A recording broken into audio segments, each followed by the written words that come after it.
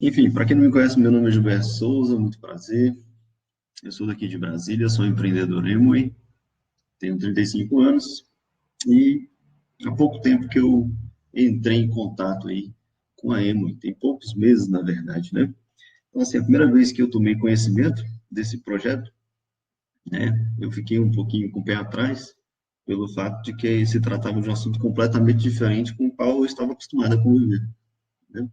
Então, eu já tinha toda aquela formação que a gente tinha passado desde criança, desde a sua família, né, como sempre, o sistema educativo tradicional. Né? Mas, de outro lado, eu fiquei pensando, eu não vou dizer não para um negócio que eu não conheço.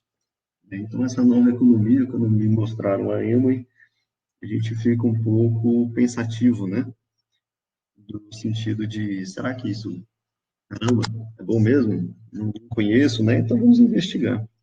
Daí eu resolvi, né? Fui fazer uma investigação e a gente, né, tem que ter a mentalidade que sem novas ideias a gente dificilmente pode mudar os nossos resultados, né, que estamos tendo, né. Aí eu fui pesquisar, né, em relação a marketing de rede, marketing multinível, daí eu descobri que existem empresas apoiadoras e tudo mais, né. Enfim, como disse Fábio de Souza Neto, em nossa vida, sempre seremos fruto das decisões que tomamos e nossas ações serão sempre consequências dos nossos pensamentos e de nossas ideias. Essa já é uma frase aí do Fábio de Souza. E aí, o que eu quero dizer para vocês?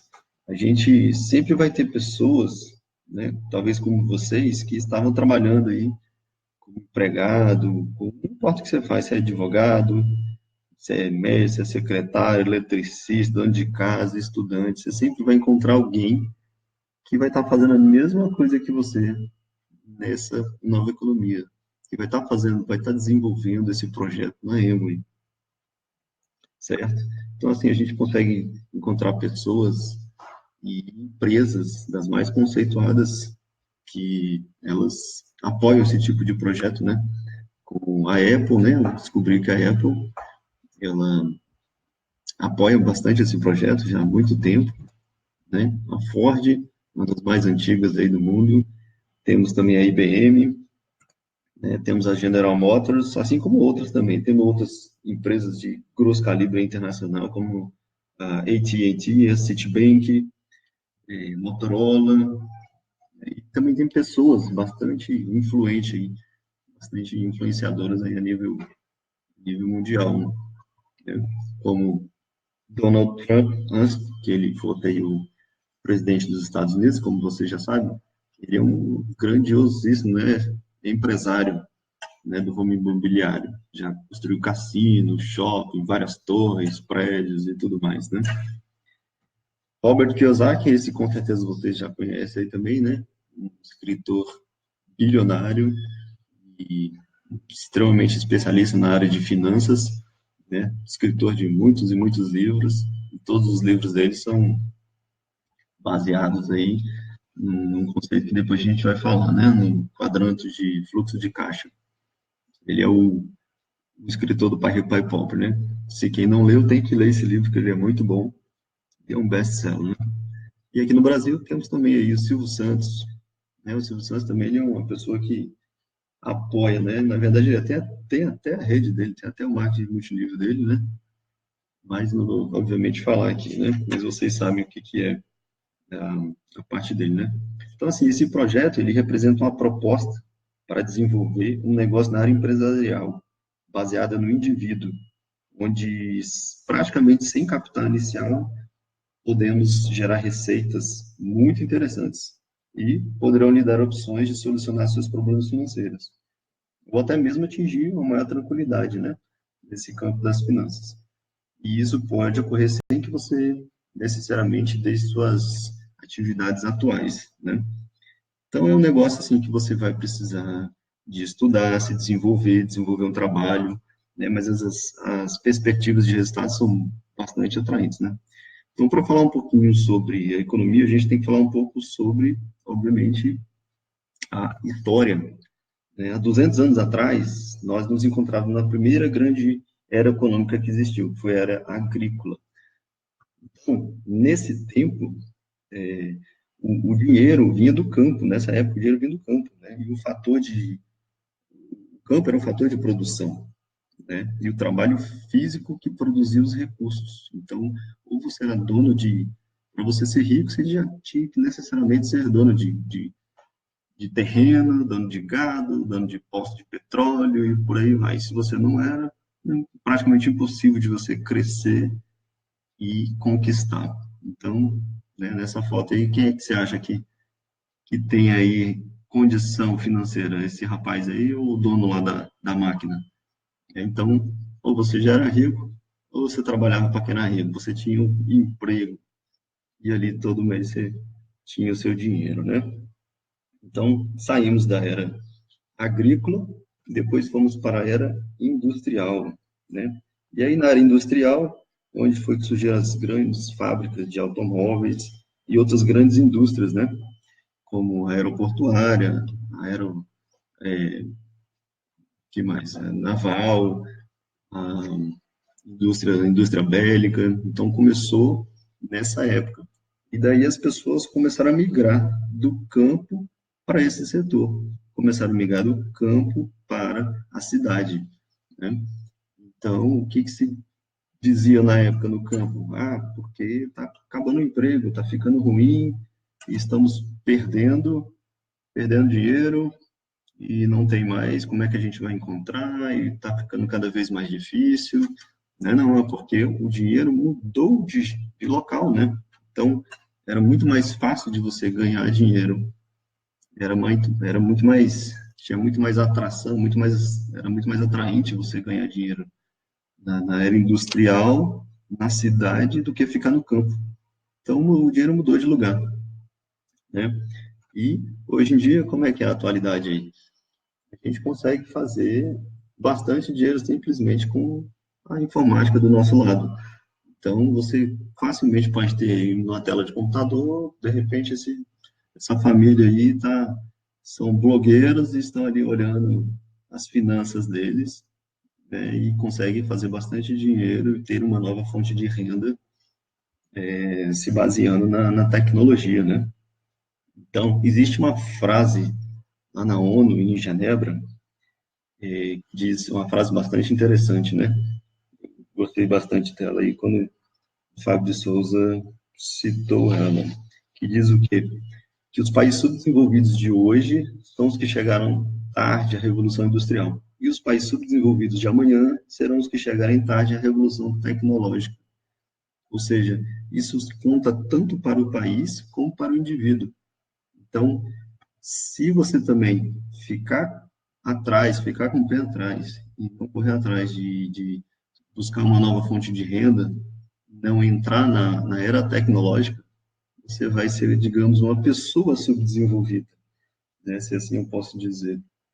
Então, a questão é como aproveitar essas novas oportunidades, né? A gente consegue ver aí fortunas sendo formadas em muito pouco espaço de tempo, né? Como de Bill Gates, Mark Zuckerberg e por aí vai, né? Vocês conseguem ver que, né, o dono do Instagram, o dono do Facebook, é o mesmo dono do WhatsApp, né? Então, o WhatsApp foi comprado pelo Facebook, o cara inventou o WhatsApp, e poucos anos depois ele vendeu aí por não sei quantos bilhões de dólares, né? Acho que foi 16 bilhões, se não me engano. Mark Zuckerberg comprou. Então, em pouco tempo, você desenvolve um projeto, você desenvolve um aplicativo e fica bilionário.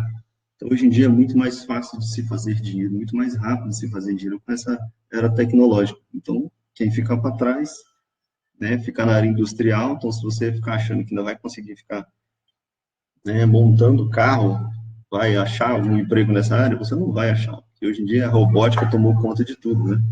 E você vai ficar para trás, né? Você vai, né, ficar como ultrapassado, né? Então, vamos falar um pouquinho aqui sobre contribuintes e aposentadoria, um pouco da história aí no mundo, né? Enfim, como vocês sabem, aposentadoria, se aposentar é algo ao mesmo tempo bom, porque você fica parado no sentido de você pode sofrer a sua vida, pode fazer o que você quiser, porém você tem que ter dinheiro para isso, né? Você tem tempo, mas de repente você não tem dinheiro. Então, manter a aposentadoria, manter os aposentados de um país é algo bastante complicado. Você precisa de muitas pessoas trabalhando. Então, uma breve historiazinha aqui. Nos Estados Unidos, em 1950, estimava-se que eram 16 pessoas contribuindo para apenas uma pessoa aposentada. Então, tinha uma base bem larga e facilmente o aposentado recebia o seu dinheiro sempre, todo mês, e conseguia se sustentar, tocar a sua vida, né? Mas as coisas foram mudando, as coisas foram mudando, as coisas foram evoluindo, e já em 1960 já caiu de 5 para 1. Então, eram apenas 5 contribuintes para um aposentado. Então, fica cada vez mais complicado de você se aposentar, né? O tempo de contribuição vai aumentando, o tempo de trabalho vai aumentando, a quantidade que você vai tendo que contribuir também vai aumentando, né? A porcentagem, outros países que são bem maiores até que o Brasil, se duvidar. E hoje em dia, né, agora já 2015, então é bem recente, já caiu para 3 para 1 lá nos Estados Unidos. Então, aqui é 2, 3 anos atrás aí, ó, são apenas 3 contribuintes para um aposentado. Você consegue ver que isso é algo insustentável. E a cada tempo que vai passando, né, você vai percebendo que a tendência é só piorar. Não tem como, isso é uma pirâmide que ela vai se invertendo.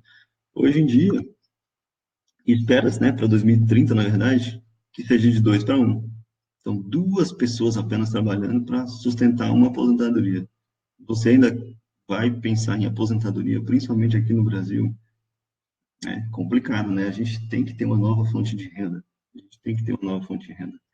Atualmente também aí, pelo mundo afora, nós temos lá na França, nós temos 25 milhões de pessoas trabalhando.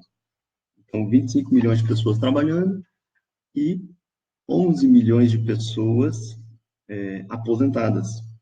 Então, você vê que também que é uma proporção bem complicada aí, né? Temos lá na Itália também. Na Itália nós temos 20 milhões de trabalhadores e 21 milhões de aposentados. Então, o que você consegue ver?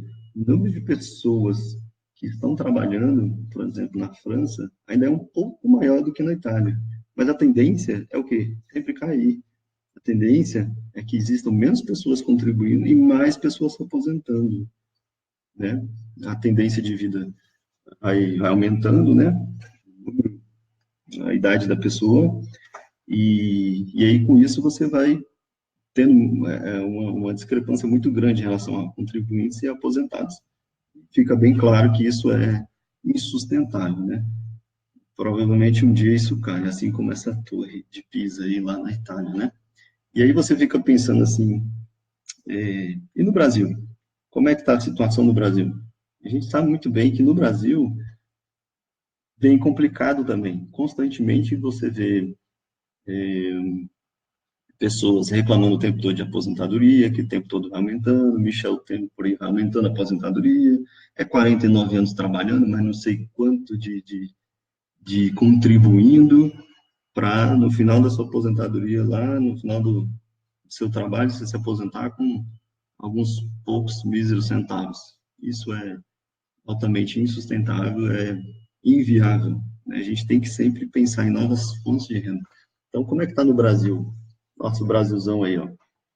Bem, uma pesquisa feita pelas consultorias Century em 15 países coloca o povo brasileiro como o mais preocupado com a situação financeira após a aposentadoria, sendo que apenas 6% dos aposentados têm algum tipo de poupança para complementar sua renda, né?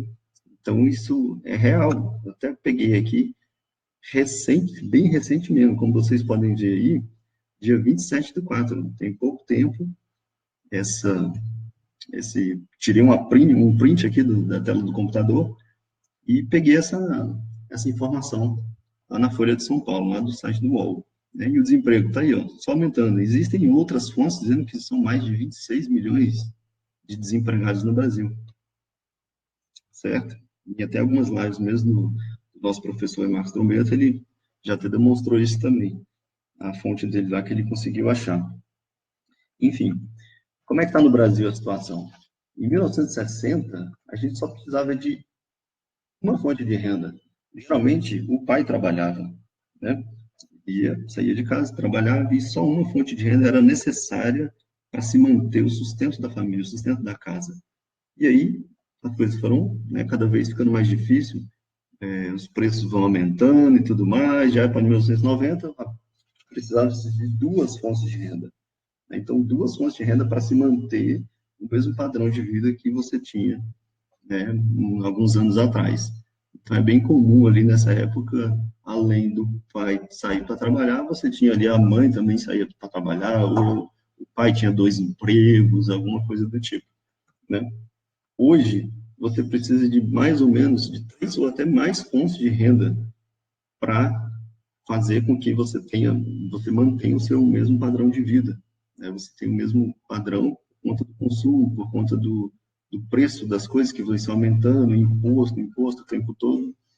Então, você consegue perceber que a cada dia precisa de mais fonte de renda, só que o tempo é o mesmo, são 24 horas no dia. Se você não arranjar algum jeito de fazer um dinheiro sem que necessariamente você esteja, né, no local de trabalho, fica complicada a situação, né, porque você não tem mais tempo. Se você pudesse expandir o dia, mas não pode. Então, o tempo é escasso, né? Vamos falar um pouquinho sobre paradigmas. Quem são os alunos do professor Marcos Trombeira, com certeza sabe disso aí muito, muito, muito bem, né?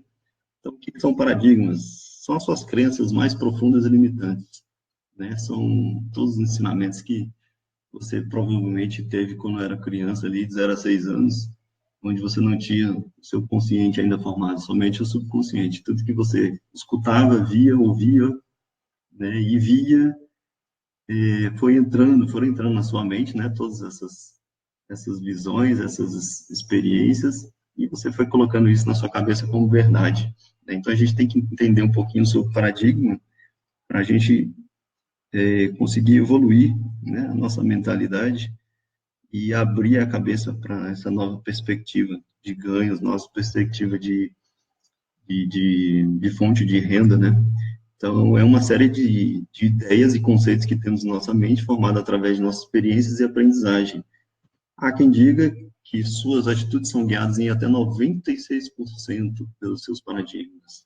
Aí a gente fala um negócio desse, você fica o quê? Surpreso, né? Porque realmente a gente fica pensando, nossa, como é que 96% das coisas que eu faço no dia a dia são feitas, baseadas através das minhas crenças, através dos meus paradigmas? Pode ter certeza. Você, se você for notar no dia a dia, você levanta da cama e fala, não, vou botar o pé direito no chão e o dia vai ser bom. Alguém te disse um dia que se botar o pé direito no chão, seu dia vai ser bom. Quem disse? Quem disse que isso é verdade? Muito, muito, muito, muito. É muito complicado, né, de você aceitar algumas coisas desse tipo, né? Então, você aceita porque você já está acostumado. Isso já foi te falado há muito tempo atrás, né? E você acha que isso é verdade. Na verdade, você, digamos, começa com o pé direito, entre aspas, com a sua mentalidade, com a sua cabeça. Pensamento positivo, que o dia vai ser bom, e faça atitude, decisão, e manda ver para as coisas positivas, fazer as coisas acontecerem, que seu dia vai ser com o pé direito, né? Então, assim, o que é isso daí? Esse é o mundo, né? De acordo com as pessoas que viviam lá até 1500, até 1600. Então, isso daí eu fui pesquisar na internet, paradigmas, isso daí é o mundo. É um modelo geocêntrico, né? A Terra era o centro do universo. Então, achava-se que o Sol e a Lua giravam em torno do mundo. E, obviamente, nós sabemos que hoje em dia isso não é, né? Que o mundo é redondo, obviamente, né? Mas qual era o paradigma? Todo mundo pensava, não, vou pegar meu barquinho, vou sair ali, de jeito nenhum. Porque tinha medo, imagina, sair ali na lateral ali do Chile ali, e você vai e cai no abismo, né? Era o que eles imaginavam. E era desse jeito. Daí chegou um camaradinha e falou, cara, a Terra não é plana, a Terra é redonda. Então esse era um paradigma na época. E aí, quando se quebra um paradigma, quando alguém vem e fala alguma coisa ao contrário do que você presume que seja 100% da verdade, a sua vida toda você achou que era aquilo, você vai contra aquela ideia. Você fica completamente paralisado, você fica até com raiva da pessoa que está falando isso, você fica com raiva da situação, você fica com raiva de que você está descobrindo que não é tudo aquilo que você sempre imaginou. Então você fica com raiva até de você mesmo, né? Então chega lá uma pessoa, por volta lá de 1600, chamado de Galileu, e ele olhou a Terra e falou, olhou a sombra da Terra na Lua, a Terra é redonda. E todo mundo ficou o quê? De boca aberta. E, né, quando ele falou isso, muitas pessoas quiseram até botar ele na fogueira, né? Falou que era doido, que era bruxo e tudo mais, que era mentira. Então, demoraram anos, né? Anos e anos, 150 anos aí, para as faculdades admitirem que a Terra era redonda. Então, nós temos que levar em conta os nossos paradigmas, né? Para analisar as tendências. Outro paradigma aí é o quê? O celular. Olha que bichão bonitão aí. Parece um tijolão, né? Então, assim, qual era o paradigma da época? Era muito caro. Então, o paradigma era que celular era feito só para gente muito rica. E com o tempo ia ficando cada vez mais difícil de se ter um celular, porque ele ia ficando cada vez mais tecnológico, e o que se dizia era que ia ficar para somente pessoas muito, muito ricas, né? Então esse é um paradigma, que ninguém ia ter celular, ninguém ia ter celular nesse mundo, né? Aí vai que de repente, imagina, você está na situação lá em 1970, quando surgiu o primeiro celular nos Estados Unidos, e aí você entra na sua máquina do tempo, vai lá para 1970 e fala: isso aí vai cair por terra abaixo. Hoje em dia, quando você chegar lá no ano de 2000 e alguma coisa, os celulares vão ser extremamente modernos, não vai ter nem esse botãozinho aí, e a tela vai ser extremamente grande, vai ser touchscreen, vai ser aquilo, não vai ter nenhum botão, vai ser tudo por toque, você vai poder fazer tudo no celular, você vai poder pagar conta, você vai conseguir falar com outra pessoa do outro lado do mundo, olhando para a cara dela e tudo mais, né? E a pessoa chega lá na sua máquina e apresenta esse celular. Como é que as pessoas iriam ficar? Né? Iam fazer uma cara de surpresa. Ia falar, não, não acredito, porque era um paradigma, né? E falar, eu vou chegar com esse celular aqui e ele vai ser bem mais barato do que esse seu outro aí. Porque os custos antes eram muito grandes, né? O custo da ligação era muito grande, o custo da transmissão do celular, da via do celular era muito grande. Hoje em dia é bem mais barato, né? Você fazer uma ligação, você entrar na internet, você tem todo o acesso. Então esse era um paradigma. A gente tem que sempre analisar, né, evolução, temos sempre que analisar os nossos paradigmas para a gente analisar as tendências, né? Então, que tipo de tendência a gente pode analisar com isso? Né? A tecnologia está em constante transformação. O que é isso aí? É um CD, né? Isso é o que é? 10, 15 anos atrás, ainda tinha muita produção de CD.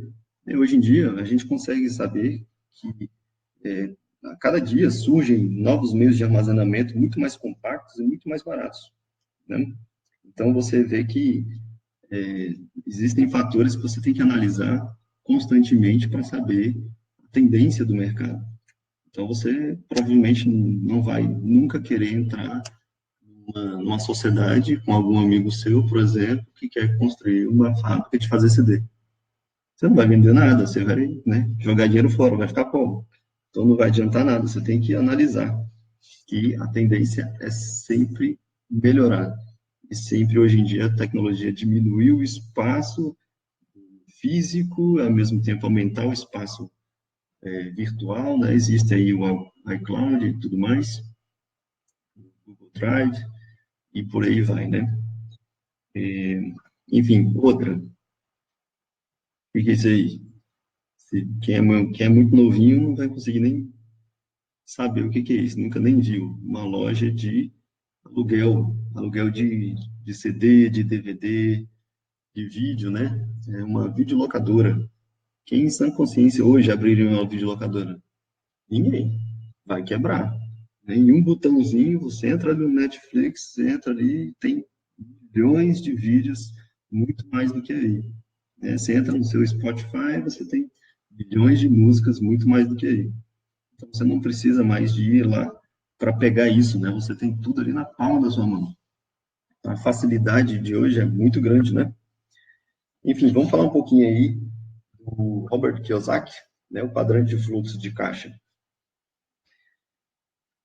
Esse vocês já conhecem, né? Então, ele é o Robert Kiyosaki, ele é o escritor do Pai Rico, Pai Pobre. Esse livro eu indico, mesmo que vocês leiam, ele é muito bom. Tem muito tempo que eu li esse livro, era da minha irmã, e ela já levou, eu estou doido para comprar outro, ter outro e ler novamente. Já tem aí mais ou menos, pelo menos uns 10 anos que eu li esse livro. Mas ficou na minha cabeça, né? Tudo que ele falou. Então, em vários livros dele, ele explica, comenta, né, sobre o quadrante de fluxo de caixa, mostrando que existem 4 maneiras básicas de se gerar renda, né? Então, tem outros livros, como Apresentando Jovem Rico, Aposentado Jovem Rico, o Guia de Investimentos, nós temos aí o Negócio Século XXI, nós temos aí o Empreendedorismo Não Se Aprende na Escola, esses dois últimos aí, bastante citados aí também pelo nosso professor, Marcos Trombeta, né? Você tem que ler esses livros antes de ir para a faculdade. Você tem que ler esses livros, mesmo depois que você foi na faculdade ou que você nunca foi na faculdade. Você tem que ler esses livros para abrir a sua cabeça, você entender como que você pode progredir nesse novo mundo dos negócios, né? Então, qual é esse quadrante de fluxo de caixa? Tem 4 maneiras básicas que você pode ganhar dinheiro. Ou você é empregado, ou você é autônomo, ou você é dono de negócio, ou você é investidor, né? Então, do lado esquerdo, você tem empregado e autônomo. Então, como empregado e autônomo, você troca o seu tempo por dinheiro, né? E acontece que você fica cansado, obviamente. Você tem que estar no local para ganhar dinheiro. Acaba que isso te cansa e muito, né? Obviamente, você fica sem tempo para nada. E do outro lado, você tem dono de negócio, né, no qual você consegue gerar uma receita através de trabalho, através do seu negócio, através de outras pessoas. E tem o investidor, você faz o seu dinheiro trabalhar por você, certo? Então, temos aqui também um quadrozinho, né, que explica um pouco melhor. Nesse quadro aqui, eles colocaram 60% das pessoas que são empregadas, vivem nessa zona de sobrevivência. Tem uma certa segurança, uma pseudo-segurança, na verdade, né? Você trabalha pelo dinheiro, você troca seu tempo, você se esforça pelo dinheiro. Se não trabalhar, não recebe, né? E aí você, obviamente, não tem tempo para sua família. Então você fica aí à mercê do seu trabalho, igual esse carinha, um bonequinho controlado pelo seu chefe. Daí temos outro jeito também de se ganhar dinheiro, que são os autônomos, né? Aquele que trabalha por conta própria, mas ao mesmo tempo também ele ganha um pouco mais dinheiro, ganha mais dinheiro, temos que até ganham bastante dinheiro como autônomo, mas não tem absolutamente tempo nenhum. E outra também, como diz o exemplo que o professor sempre usa aí do dentista, né? Se ele quebrar a mão, como é que faz? O dentista vai ficar sem trabalhar, vai ficar sem ganhar dinheiro, né? Então, sempre tem que pensar nisso, de você não estar necessariamente no local do trabalho para fazer esse dinheiro entrar para você, né? Dono de negócio. Então, dono de negócio já está ali numa certa liberdade, você já tem ali o dinheiro trabalhando por você, mas também existem muitos contrapontos, né? Você sendo dono de negócio, você tem que pagar muitos, como é que se chama? Muitos impostos, direitos trabalhistas, carteira assinada, tem que estar no lugar, tem custo de CNPJ, tem custo de aluguel, tem custo de luz, água e por aí vai. Então você tem dinheiro, mas também tem muita dor de cabeça, né? E o melhor de todos, obviamente, é você ser um investidor. Você tem tempo, né? Tempo de sobra, você tem liberdade e faz com que o dinheiro trabalhe duro para você. E você, né, consegue desfrutar isso aí. Então, fazer com que se torne um investidor. Esse é o melhor de todos, com certeza. Né? Então, nós na Amway, nós somos investidores. Ao mesmo tempo, nós somos dono do nosso próprio negócio e somos investidores. Né? Nós criamos uma rede com a qual ela vai gerar uma renda passiva para a gente. Um ativo, né, que vai gerar dinheiro de forma passiva para a gente. Né? Então, isso para sempre, né? E passa de geração em geração. Enfim, é isso aí que eu gostaria de falar com vocês. Obrigado aí por vocês terem acompanhado, quem acompanhou, e não sei se tem algum comentário, porque eu estou começando agora esse compartilhamento de tela, e se você tiver mais alguma dúvida, quiser mandar algum zap para a gente, pode mandar, esse é o meu número, DDD 61, aqui de Brasília, Distrito Federal, meu telefone 981-62-3698, meu nome é Gilberto, e qualquer coisa a gente está aí para tirar suas dúvidas, esclarecer um pouco mais sobre o que é a EMO, e, né, se você for daqui da região, eu posso te apresentar de maneira mais pessoal, né? E é isso aí, pessoal. Obrigado aí por vocês terem visto a live, e depois a gente faz uma outra aí, beleza, gente? Muito obrigado, um abraço.